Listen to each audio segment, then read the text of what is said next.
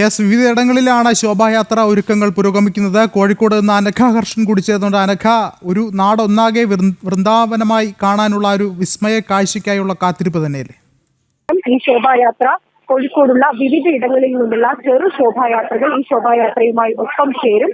പിന്നീട് മഹാ ശോഭായാത്രയായി കോഴിക്കോട് മുതലക്കുളത്ത് അവസാനിക്കുന്ന രീതിയിലാണ് നിലവിൽ കാര്യങ്ങൾ ക്രമീകരിച്ചിരിക്കുന്നത്. എന്തായാലും ഇപ്പോൾ ഈ ഒരുക്കങ്ങളൊക്കെ പൂർത്തിയാക്കി ആ ശോഭായാത്രയ്ക്കുള്ള ഒരുക്കങ്ങളെല്ലാം അവസാന ഘട്ടത്തിലാണ്. ഇവിടെ കുഞ്ഞു കൃഷ്ണന്മാരൊക്കെ ഇങ്ങനെ ശോഭായാത്രയ്ക്കുള്ള ആ തയ്യാറെടുപ്പിലാണ്. ഒരു കുഞ്ഞു കൃഷ്ണനുണ്ട്, നമുക്ക് ഓടക്കുഴലൊക്കെ കയ്യിലേന്തി മൈത്തിരിയൊക്കെ ഇട്ട്.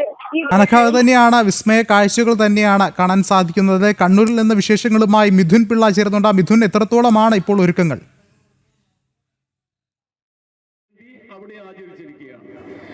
ഹരേകൃഷ്ണ പ്രസ്ഥാനത്തിന്റെ ചിന്മയദാസ് അടക്കമുള്ള ആളുകളൊക്കെ ജയിലിൽ അടച്ചിരിക്കുന്ന ആ സമയത്ത് കൂടി ലോകത്ത് ഏറ്റവും കൂടുതൽ ജനപങ്കാളിത്തത്തോടു കൂടി ബംഗ്ലാദേശിലാണ് ശ്രീകൃഷ്ണ ജയന്തി ആഘോഷിച്ചുകൊണ്ടിരിക്കുന്നത്.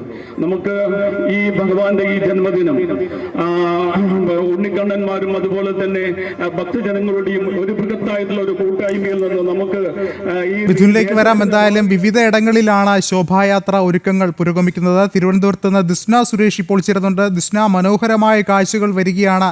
നമ്മൾ ആ ഉണ്ണിക്കണ്ണൻ്റെ ആ ഒരു രംഗങ്ങളൊക്കെ തന്നെ നമ്മൾ കാണുകയാണ്. വിവിധ കുട്ടികൾ ഇത്തരത്തിൽ ഒരുങ്ങി മനോഹരമായി ആ ഒരു കാഴ്ചകൾ പുറത്തു വരുന്നുണ്ട്. എങ്ങനെയാണ് ഒരുക്കങ്ങൾ പുരോഗമിക്കുന്നത്?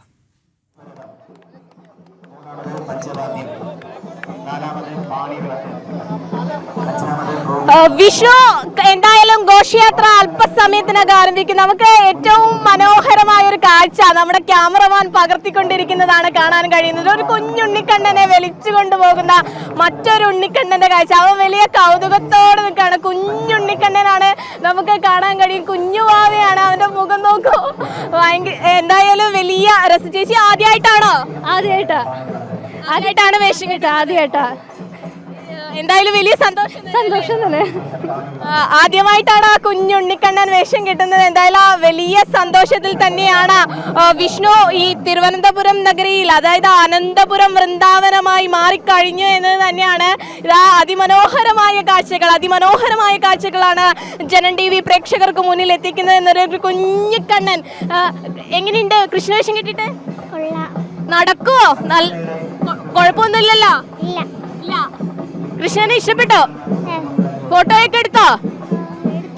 ഒരു കുഞ്ഞിക്കണ്ണൻ, ഇവന്റെ മുഖം നോക്കിയേ, ഒരു കുഞ്ഞിക്കണ്ണൻ. എന്തായാലും അതീവ സന്തോഷത്തിലാണ് കുഞ്ഞു കുട്ടികൾ എന്നത് തന്നെയാണ് നമുക്ക് ഏറ്റവും എടുത്തു പറയേണ്ടത്. തലയിൽ മയിൽപ്പീലിയൊക്കെ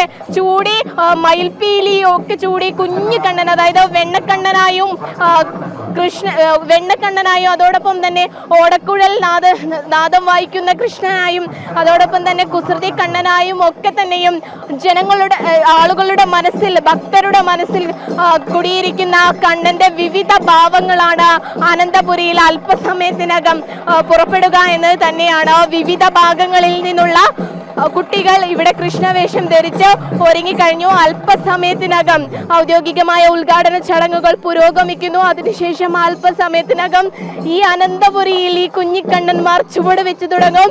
അവരുടെ നൃത്ത ചുവടുകൾ കണ്ട ഭക്തർ ആനന്ദലബ്ധിയിലാടും എന്ന് തന്നെയാണ് നമുക്ക് ഇവിടെ നിന്നും പറയാൻ കഴിയുന്ന കാഴ്ചകൾ. വിഷ്ണു.